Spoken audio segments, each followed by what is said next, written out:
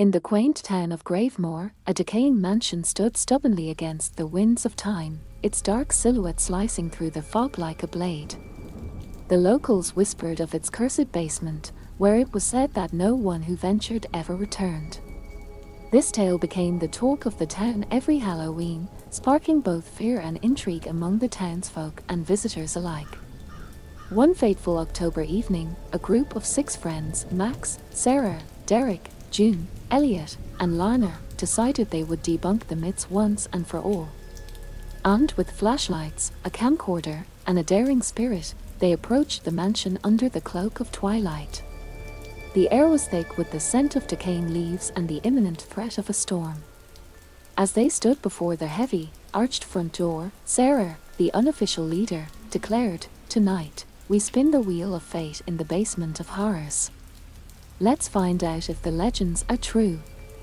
The house groaned under its own weight as they entered, the door creaking shut behind them with a finality that sent shivers down their spines. Inside, the air was musty, filled with the ghosts of the past. Their flashlights pierced through the darkness, casting eerie shadows that danced along the walls.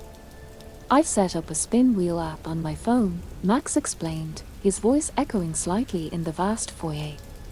"We'll each take a turn spinning. The app will give us a dare that we have to complete in the basement." With hesitant excitement, they made their way to the staircase leading to the basement. The wooden steps moaned with every footfall, as if warning them to turn back. At the basement door, a cold draft welcomed them, and the faint, inexplicable sound of a distant music box playing sent a wave of dread through the group. Elliot, always the skeptic, rolled his eyes. "It's just an old house, guys. Creepy sounds are part of the package." Derek, gripping his flashlight like a lifeline, spun the virtual wheel first. Their phone flickered in the dim light, and when it stopped, it read, "Recite the chant on the wall." Frowning, they shone their lights around until they found, etched into the far wall, a chant that none recognized: "Spirits of the deep, come forth from your sleep." With a gulp, Derek recited the words, his voice trembling. As soon as he finished, a gust of wind extinguished their flashlights, plunging them into darkness. Panic ensued, but the lights flickered back on moments later, revealing that nothing else had changed. "It's just the wind," Lana said, though her voice lacked conviction. June went next, spinning the wheel. It landed on "Find the doll." They split up, their footsteps echoing as they searched. June stumbled upon a dusty, old doll with one eye missing, sitting atop a pile of rubble. As she touched it, the other eye snapped shut, causing her to scream and drop the doll.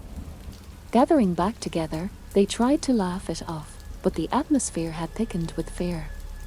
Sarah took her turn, spinning the wheel. Opened a hidden door.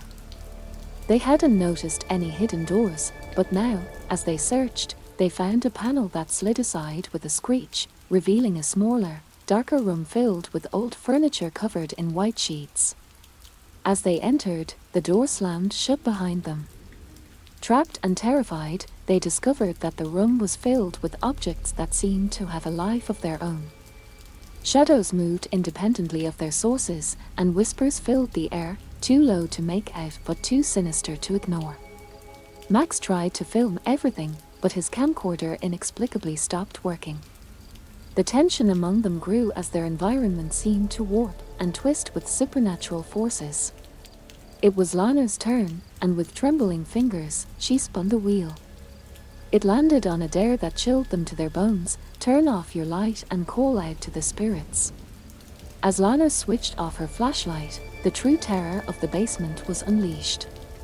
The faint whispers grew into agonizing screams, the temperature dropped, and a shadowy figure appeared in the corner of the room, its form flickering like static on a television screen. Before they could react, the figure rushed towards them, its face contorting into a scream that echoed through the basement and the very fibers of their souls. Continued from previous installment. The scream pierced the silence, reverberating off the stone walls of the small, hidden room. The spectral figure, more shadow than substance, hovered mere inches from Lana's face. Her scream mingled with the entities, paralyzing her friends with fear. Max fumbled with his flashlight, his hands shaking so badly that the beam of light danced erratically across the room, slicing through the darkness. Sarah, rallying her courage, shouted, "Back off," as she stepped between Lana and the apparition. The figure paused, its form flickering, and then, with a hiss that sounded like wind through dead leaves, it dissipated into thin air. Breathless and heart-pounding, the group huddled together. "What was that?" June whispered, her voice barely audible. Elliot, always the skeptic, tried to muster a rational explanation. "It's got to be some trick of the light, or maybe gases. There's a scientific explanation for everything." Yet, the quiver in his voice betrayed his terror. Determined to see this through and perhaps driven by an unspoken agreement that turning back was no longer an option, they continued their exploration. The room they had unlocked was a time capsule, filled with belongings that must have been cherished once but now lay forgotten, covered in layers of dust and cobwebs. As they moved deeper into the room, Derek's flashlight beam landed on a painting that seemed oddly pristine amidst the decay. It depicted a family, 2 adults and a child, their expressions somber as they stood in front of the very mansion they were in. Something about the child's eyes seemed to follow them as they moved. "Guys, look at this," Derek called out, his voice uneasy.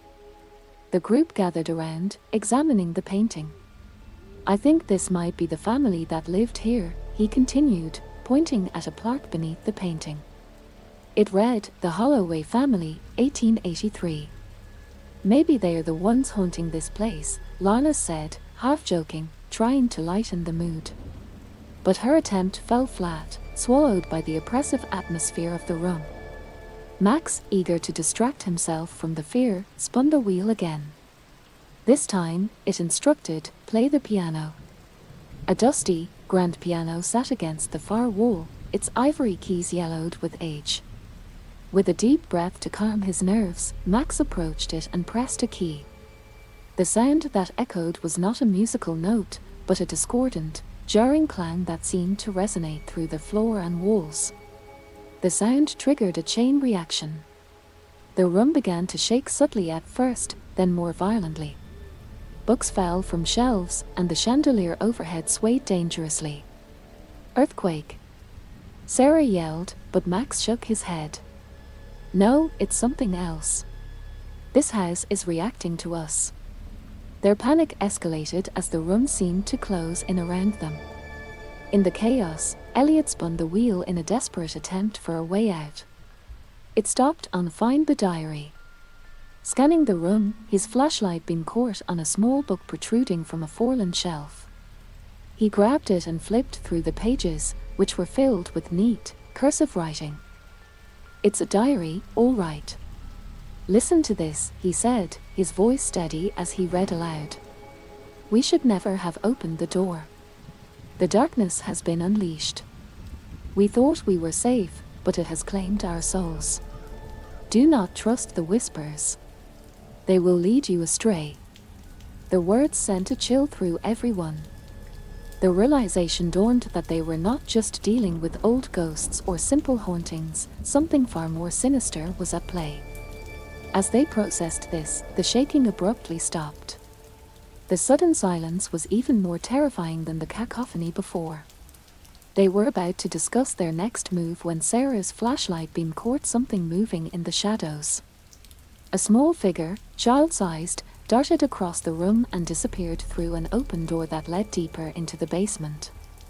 Without thinking, they chased after it, their footsteps echoing in the narrow corridor that twisted and turned, leading them deeper into the bowels of the mansion. The passage finally opened into a large, cavernous space that none of them had expected to find. It was a circular room, the walls lined with doors. Each door was marked with a different symbol, none of which they recognized. Where did the child go? June breathed, her eyes wide as they scanned the room. "We have to be careful," Max warned. "This could be a trap." But curiosity, alongside their fear, propelled them forward. They decided to continue, to follow where this nightmare led, compelled by the need to find answers, or perhaps driven by the hope that understanding would grant them escape. Larner, feeling a pull towards one of the doors, approached it. The symbol on this door looked like a spiral. Larner, feeling a pull towards one of the doors, approached it. The symbol on this door looked like a spiral, drawing inwards like a dark, endless tunnel. She reached out, her hand trembling, and pressed her palm against the cold wood. The moment her skin made contact, the air around her thickened, and a low hum filled the room.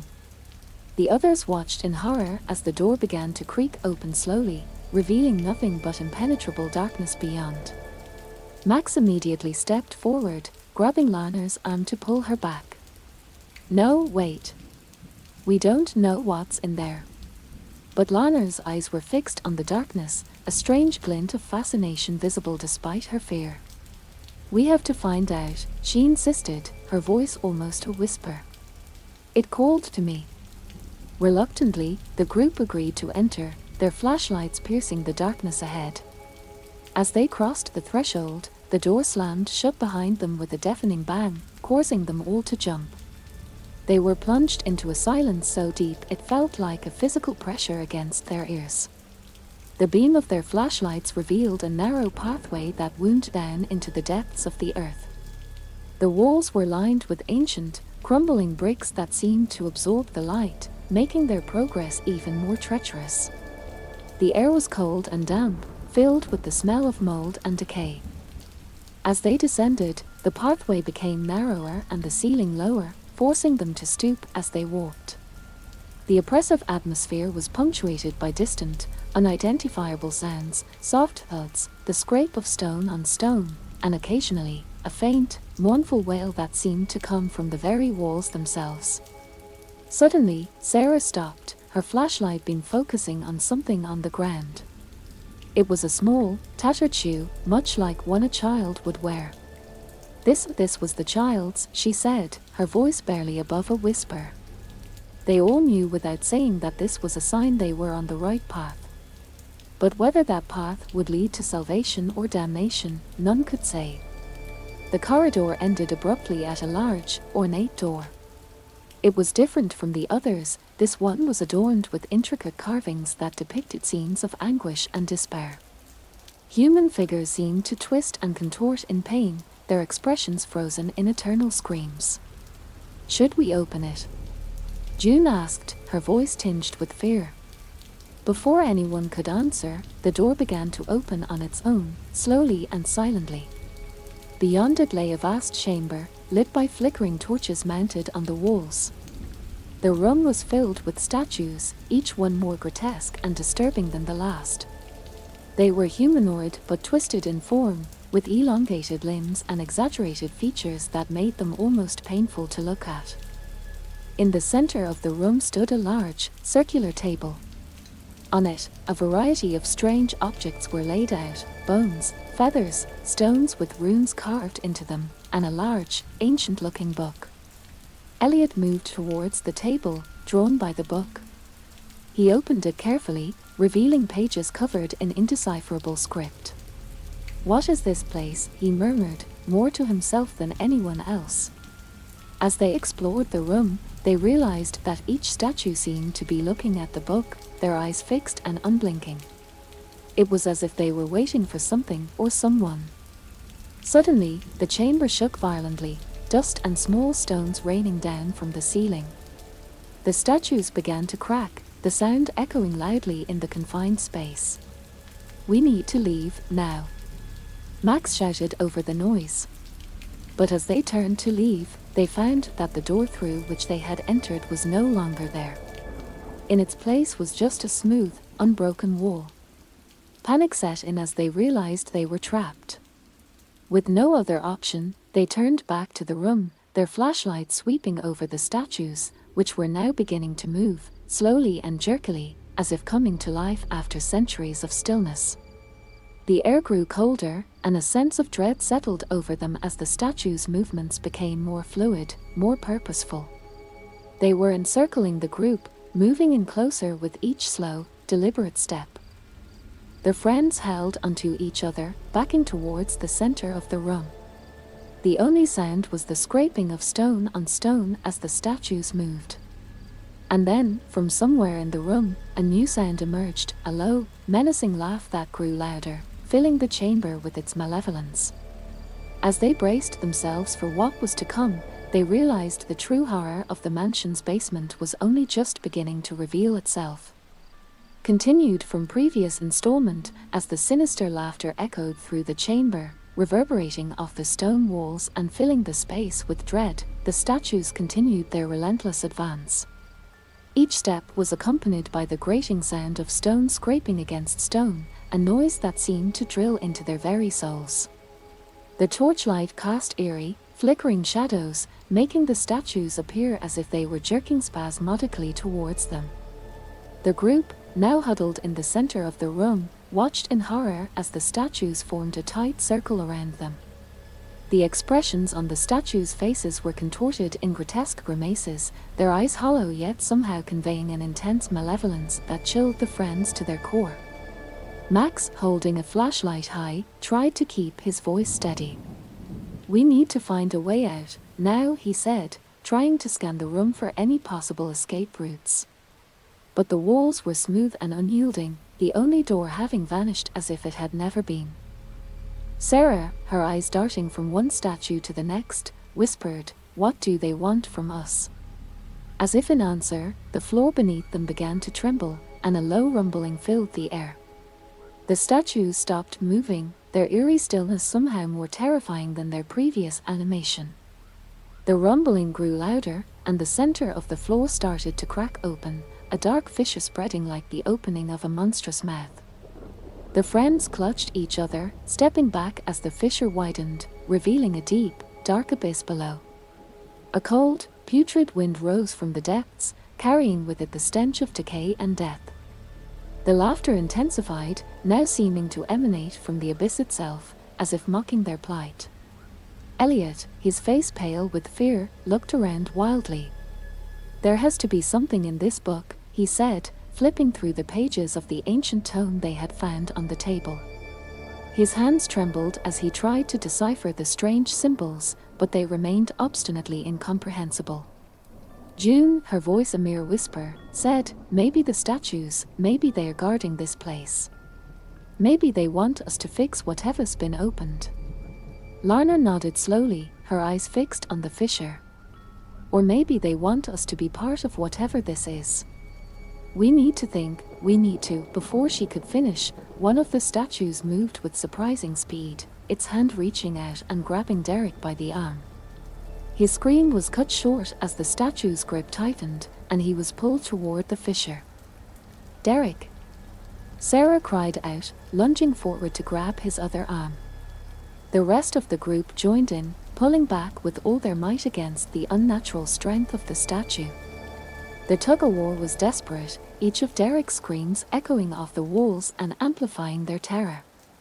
The statue's face, mere inches from Derek's, was a mask of anguish and fury, its eyes burning with a cold, blue light.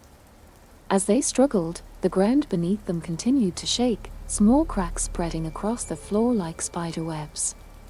Max, glancing around frantically, spotted a loose torch on the wall. With a sudden idea, he grabbed it and swung it at the statue holding Derek. The flame touched the stone, and to everyone's surprise, the statue recoiled, releasing Derek and retreating back into the shadows. Panting, Derek fell to the ground, his arm bruised and bleeding. "It's the fire," Max said, realization dawning on him. "They can't stand the fire." Armed with this new knowledge, the group quickly grabbed more torches from the walls.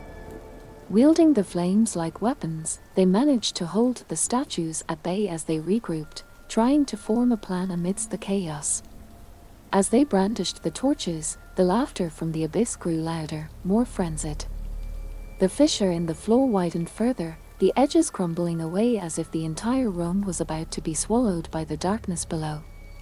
Lana, her eyes wide with fear but resolute, shouted over the din, "We need to close that fissure. Whatever it takes, we can't let whatever's down there come up." The statues, driven back by the flames, seemed to hesitate, their movements less coordinated. It was as if the fire disrupted not only their physical forms but whatever malevolent will drove them. Using this brief respite, the friends began to search the room for any clue, any mechanism or spell that could help them reverse the opening of the abyss. The book on the table seemed to be their best hope, but its cryptic language was nearly impossible to decipher under the pressing circumstances. Elliot, flipping through the pages frantically, finally stopped on a page that seemed different from the others. The symbols here were Elliot, flipping through the pages frantically, finally stopped on a page that seemed different from the others. The symbols here were accompanied by illustrations that mirrored the configuration of the room and the statues surrounding them. He held the book out towards Max, pointing at the diagram. This might be it. This page, it looks like some sort of ritual or containment spell. Max took the book, his eyes scanning the ancient text and images. It shows the statues and this circle. He traced a finger around a drawn circle in the center of the room. Maybe it's a binding circle. We need to reposition the statues. As the ground continued to rumble beneath them, they worked quickly, using the torches to herd the statues back into specific positions that matched the diagram. The statues resisted, their movements sluggish but determined, the blue light in their eyes flickering with what seemed like anger or fear. Sarah, moving cautiously with the torch in one hand and the book in the other, directed their efforts. This one goes here, facing inward. Derek, June, pushed that one back. Despite their terror and the physical strain, the group managed to move the statues into the configuration shown in the book. As the last statue clicked into place, a low hum began to resonate through the chamber, the sound harmonizing with the distant laughter emanating from the abyss. The laughter abruptly cut off, replaced by a howling wind that surged up from the fissure, blowing their hair back and threatening to extinguish their torches. They shielded their eyes, watching in awe and fear as a bright light began to emanate from the floor of the circle. The book?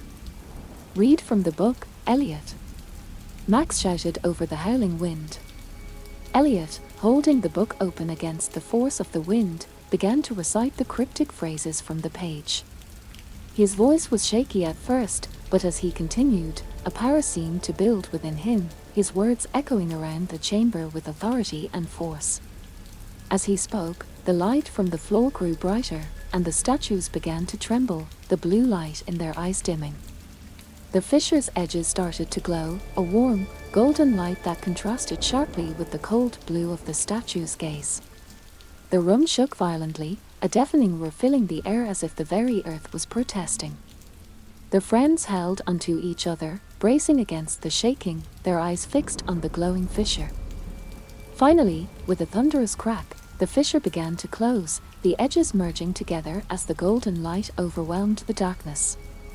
The statues crumbled, breaking apart and dissolving into dust, swept away by the wind that now smelled of rain and earth, cleansing the air of the stench of decay. As the last echoes of Elliot's recitation died away, the room stilled. The fissure had sealed completely, leaving no trace it had ever existed.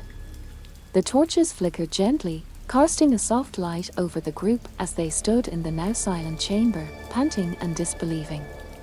"We did it," Lana breathed, her voice a mixture of relief and disbelief. "We actually did it," Derek added, looking around at the now benign room. The menacing atmosphere had dissipated, replaced by a sense of peace that seemed almost palpable. But their relief was tempered by the knowledge of the door that had vanished, leaving them no apparent way out. They turned, searching the walls for any sign of an exit. As they explored the now quiet chamber, Sarah, who was tracing the walls with her fingertips, pressed on a seemingly innocuous stone that protruded slightly more than the others. With a click, part of the wall swung inward, revealing a narrow passageway bathed in the soft light of the setting sun visible at its end. "Looks like we found our way out," Sarah said, a smile breaking through her exhaustion. The group moved towards the passage, their spirits lifted by the light and the fresh air that beckoned them. As they walked out of the chamber, into the light, they felt the weight of the night's terrors lift from their shoulders. However, the mansion still held many secrets, and they knew their adventures in Gravemore might just be beginning. Continued from previous installment, as the group emerged from the dark, oppressive depths of the basement, they stepped into the waning light of dusk. The mansion, though still imposing, no longer seemed as malevolent as before. Its ancient bricks and towering spires were now just relics of a bygone era, touched by the golden hues of the setting sun. Exhausted but relieved, they walked through the unkempt grounds of the mansion, the grass crunching under their feet, their shadows long on the earth. The town of Gravemore lay ahead, its lights twinkling in the early evening like stars brought down to earth. "I can't believe we made it out," June said, her voice a mixture of awe and disbelief.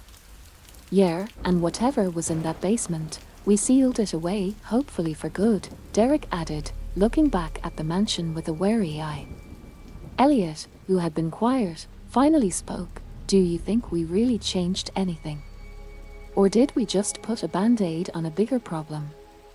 Max clapped him on the shoulder. "For now, that's enough. We did what we came to do, and more importantly, we survived." As they approached the edge of the mansion's property, a cold breeze swept across them, carrying a faint, almost imperceptible whisper. Sarah paused, straining to hear. It was a voice, soft and sorrowful, murmuring words they couldn't understand. "Did you guys hear that?" she asked, turning to the others. They stopped, listening intently. The whisper came again, a sad, melodic string of syllables that seemed to echo from the depths of the mansion. "It's the house," Lana whispered, a chill running down her spine. "It's like it's alive." They stood together, looking back at the mansion. The whisper did not come again, but the feeling of being watched lingered. The mansion, with all its secrets and terrors, wasn't done with them yet, or perhaps it was the other way around. "We should go," Max said finally, breaking the tense silence. "Whatever's left in there, let the past keep it." They nodded, turning away from the mansion and walking back towards the town. As they did, the sun dipped below the horizon, casting the world into twilight. The mansion's silhouette stood stark against the fading light, a dark monument to forgotten horrors. But as they walked away, a faint light flickered in one of the mansion's upper windows, a light that hadn't been there before. It glowed briefly, then disappeared as if snuffed out by an unseen hand. Sarah stopped, her heart skipping a beat. "Did you see that?" The others turned, catching only the tail end of the fading light. Unease settled over them, a collective shiver at the thought of what they had left behind. "It's just the house settling," Derek said, though his voice lacked conviction. "Or a final goodbye," Lana added, her eyes fixed on the now dark window.